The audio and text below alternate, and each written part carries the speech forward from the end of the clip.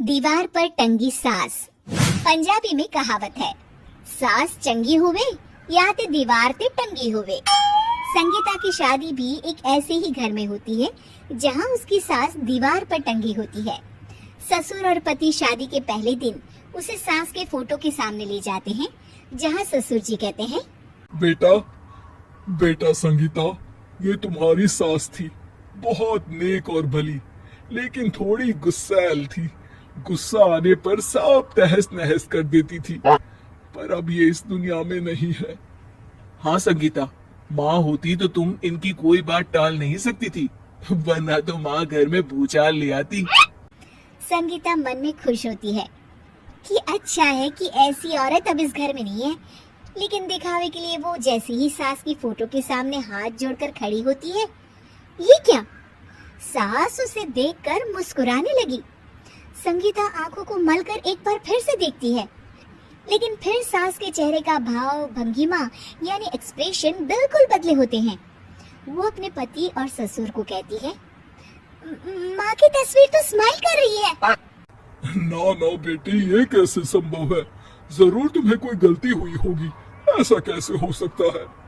लगता है तुम शादी की सारी फॉर्मेलिटी करते करते थक गई हो, तुम्हें आराम की जरूरत है संगीता। खैर, सारे संगीता की बात को इग्नोर कर कमरे में चले जाते हैं। वैसे सास की फोटो पर एक्सप्रेशन एक के बाद एक बदलते ही रहते हैं। सुबह होती है, पति और ससुर को काम पर भेजकर संगीता कमरे की सफाई करने में लग जाती है कि तभी उसे आवाज आती है, टेबल ठीक से साफ करो। ऐसे भी कोई टेबल साफ करता है? इससे अच्छा तो ये गंदा ही था। किसी औरत की आवाज सुन संगीता दंग रह जाती है और सोचने लगती है कि आवाज कहाँ से आई। आवाज को नजरअंदाज कर वो फिर से अपना काम करना शुरू करती है, लेकिन इस बार तो आवाज बिल्कुल उसके कान के पास से आती है। मेरा घर है ये। जब तक मैं थी चमका कर रखती थी, हर एक चीज शीशे की तरह थी। तुम्हें तो ना सफाई आती है ना कुछ पता है। क्यों तुम्हें मेरे घर की जिम्मेदारी दे दी गई है? पता नहीं तुमने मेरे बेटे को क्या दिखाई दिया।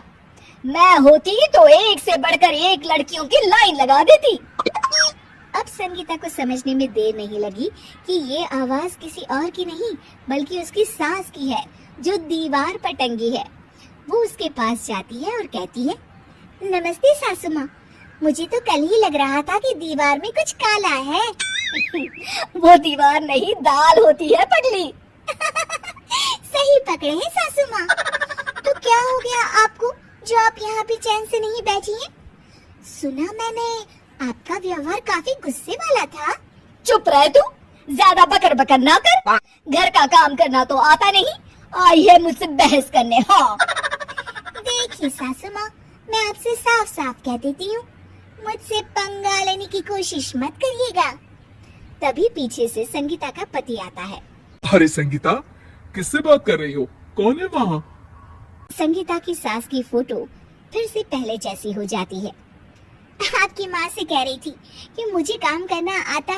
अरे संगीता, माना सास के ताने हर बहू को अच्छे लगते हैं, लेकिन यहाँ तो माँ है ही नहीं, तुम तो फोटो से ही। तुम भी लाजवाब हो संगीता। किसी को विश्वास नहीं होता कि संगीता अपनी मरी हुई सास की फोटो से बात करती है। वहीं आए दिन संगीता की सास संगीता को किसी न किसी बात पर आते जाते ताने देती। संगीता को भी अब सास के तानों और उनसे बात करने की आदत हो गई। वो कभी खानदान की कहानी तो कभी तीज त्योहार कैसे मनाए या किसी व्यंजन की रेसिपी सास से ही पूछती। सारा दिन घर में अकेली संगीता की सास अब उसके लिए तानों के साथ पक्की साथी की तरह भी रहने लगी थी, जो किसी और को नहीं बल्कि संगीता को ही सुनाई देती। तो देखा आपने, सास बहू का रिश्ता हर रिश्ते से ऊपर होता है, फिर चाहे वो खट्टा हो या मीठा।